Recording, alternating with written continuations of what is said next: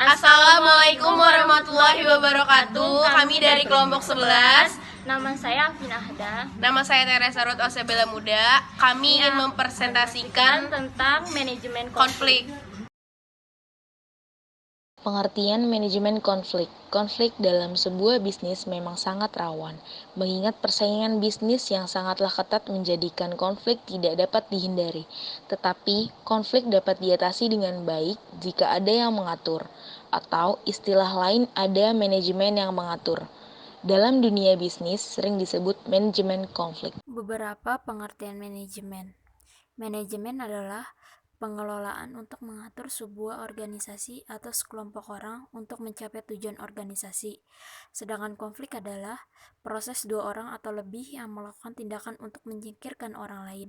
Jadi, manajemen konflik adalah sebuah pendekatan yang dilakukan serta diarahkan untuk komunikasi dengan pelaku konflik, yang mana pelaku konflik dapat mengaruhi kepentingan bersama suatu organisasi. Menurut para ahli, yaitu Howard Ross, manajemen konflik adalah langkah yang diambil pihak ketiga dengan tujuan mengarahkan konflik ke hasil tertentu yang mungkin atau tidak menghasilkan hasil berupa penyelesaian konflik atau mungkin atau tidak menghasilkan ketenangan atau hasil mufakat. Tujuan adanya manajemen konflik itu ada 3. 1. Meminimalisir dampak yang bisa semakin meluas jika konflik berkelanjutan. 2. Menjaga suasana kondusif dari antara anggota organisasi. 3. Meningkatkan kreativitas anggota jika ke depan ada konflik serupa yang terjadi. Tipe-tipe manajemen konflik ada 6. Yang pertama yaitu accommodating. Accommodating merupakan usaha yang dilakukan dengan cara mengumpulkan berbagai pendapat dari pihak lain yang terlibat dalam konflik. Nantinya akan digunakan untuk musyawarah atau menyelesaikan konflik tersebut. Namun, tetap mementingkan kepentingan dari salah satu pihak. Hal ini dapat merugikan salah satu pihak yang memiliki konflik. Yang kedua, avoiding. Avoiding itu adalah sebuah upaya untuk menghindari sebuah konflik agar tidak terlibat di dalamnya. Hal ini menjadi cara yang efektif agar lingkungan terhindar dari konflik. Yang ketiga ada compromising. Nah, compromising ini berbeda dari accommodating. Cara ini lebih memperhatikan kepentingan bersama dalam sebuah mufakat atau musyawarah dengan berdasarkan pendapat dari semua pihak atau memutuskan jalan keluar dengan cara mementingkan kepentingan bersama. Menjadikan cara ini adalah cara yang adil bagi semua pihak, tidak memihak satu pihak lain atau pihak yang lainnya. Cara ini dapat memberikan solusi bagi semua pihak. Jadi di dalam compromising ini tidak ada yang dirugikan. Ada 4 bentuk kompromi, yaitu separasi, atrasi, menyogok, dan mengambil keputusan secara kebetulan. 1.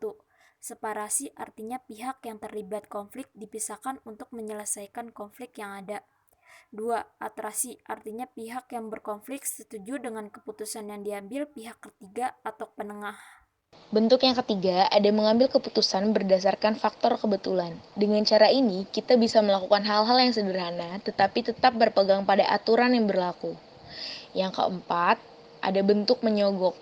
Bentuk ini merupakan suatu kecurangan. Karena apa? Karena menyogok merupakan memberikan imbalan untuk pihak yang mengambil keputusan dengan tujuan pihaknya dapat dimenangkan dalam konflik tersebut. Dan bergantung pada pihak masing-masing yang menyelesaikannya. Jadi hal tersebut adalah hal yang merupakan kecurangan dalam melakukan musyawarah atau mufakat. Yang keempat, collaborating. Collaborating merupakan cara menyelesaikan konflik dengan bekerja sama yang hasilnya memuaskan semua pihak. Semua pihak akan bekerja sama untuk menyelesaikan masalah dengan tetap memperhatikan kepentingan bersama. Yang kelima ada competing. Competing merupakan cara yang digunakan dengan mengarahkan pihak yang terlibat dalam konflik bersaing dan memenangkan kepentingan masing-masing pihak. Cara ini pastinya tidak akan memberikan solusi bagi kedua belah pihak dan pasti ada kalah dan ada yang menang. Karena di dalam cara ini, kedua belah pihak sama-sama mementingkan egonya sendiri. Yang keenam, conglomeration. Conglomeration merupakan kombinasi atau campuran menyelesaikan konflik dengan cara menggabungkan 5 tipe di atas. Tentunya cara ini akan lebih memakan banyak waktu dan tenaga. Berikut merupakan strategi manajemen konflik. Yang pertama, ada pengenalan. Sebelum masuk lebih dalam ke dalam konflik yang sering terjadi, terlebih dahulu kita harus tahu akar atau awal mula konflik yang terjadi dalam suatu organisasi atau perusahaan dan juga harus tahu keadaan kita ketika konflik tersebut terjadi maupun sebelum konflik tersebut terjadi. Dengan melakukan hal ini, kita akan memperoleh informasi awal terjadinya konflik yang sedang kita hadapi. 2. Diagnosa. Jika sudah mendapatkan informasi yang ingin diperoleh seperti siapa saja yang berkonflik, apa konflik yang dipermasalahkan, awal mula terjadi konflik. Langkah selanjutnya adalah memikirkan solusi yang tepat untuk menyelesaikan konflik tersebut. 3. Menyepakati solusi. Jika sudah memikirkan solusi yang tepat, langkah berikutnya adalah menyepakati solusi yang dirasa paling tepat untuk mengakhiri sebuah konflik dalam suatu perusahaan atau organisasi. Sebaiknya, solusi yang digunakan tidak berat sebelah dan juga harus ada pihak penengah. Jadi, dalam hal ini tidak ada yang merasa dirugikan di antara kedua belah pihak. 4. Pelaksanaan. Setelah solusi disepakati bersama, maka langkah selanjutnya adalah semua pihak harus melaksanakan serta menerima solusi yang tepat disepakati. Kesempatan yang diambil sebaiknya tidak merugikan salah satu pihak dan diharapkan tidak menimbulkan konflik lagi ke depannya. Dan yang terakhir ada evaluasi. Evaluasi dilakukan setelah konflik selesai.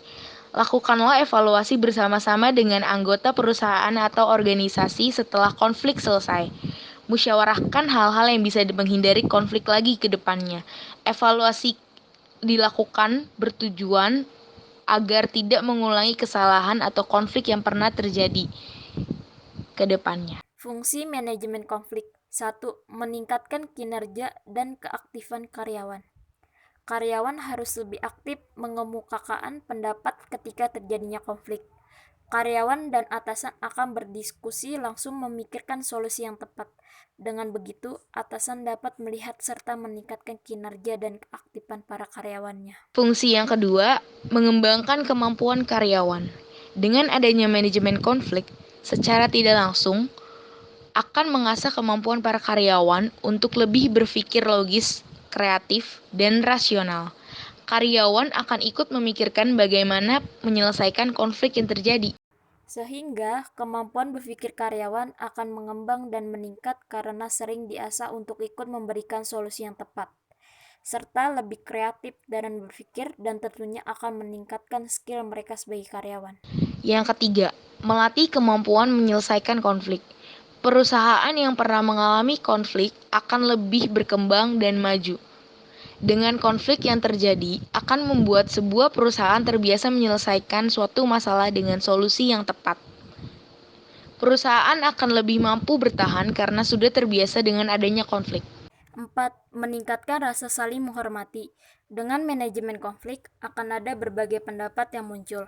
Pendapat yang berbeda-beda bisa menimbulkan sebuah perpecahan. Namun, itulah tantangannya bagaimana Anda bisa menghormati pendapat orang lain dan tidak menjatuhkannya. Yang artinya manajemen konflik berguna untuk meningkatkan rasa toleransi antar semua pihak. Kesimpulan, konflik dapat terjadi di semua kalangan dan semua aktivitas. Untuk itu, munculnya manajemen konflik yang berguna untuk mengatasi konflik yang ada. Apalagi dalam dunia bisnis, pertentangan dan perbedaan pendapat sangatlah mungkin terjadi. Konflik dapat terjadi dari berbagai faktor, entah dari sumber daya manusianya, sistem di perusahaan tersebut, atau bahkan ada yang dari atasannya sendiri yang bermasalah. Konflik harus diselesaikan dengan semua pihak, yakni antara atasan dan karyawan. Semua pihak harus menyadari kesalahan yang ada serta tidak tunduk akan egonya sendiri. Karyawan tidak harus selalu tunduk dengan atasan. Karyawan juga bisa menegur atau memberikan pendapat jika ada salah satu karyawan di suatu perusahaan tempat dia bekerja melakukan kesalahan. Demikian pembahasan mengenai manajemen konflik, tipe, strategi, juga fungsinya. Cukup sekian dan terima kasih. Bila ada kesalahan mohon dimaafkan. Wassalamualaikum warahmatullahi wabarakatuh.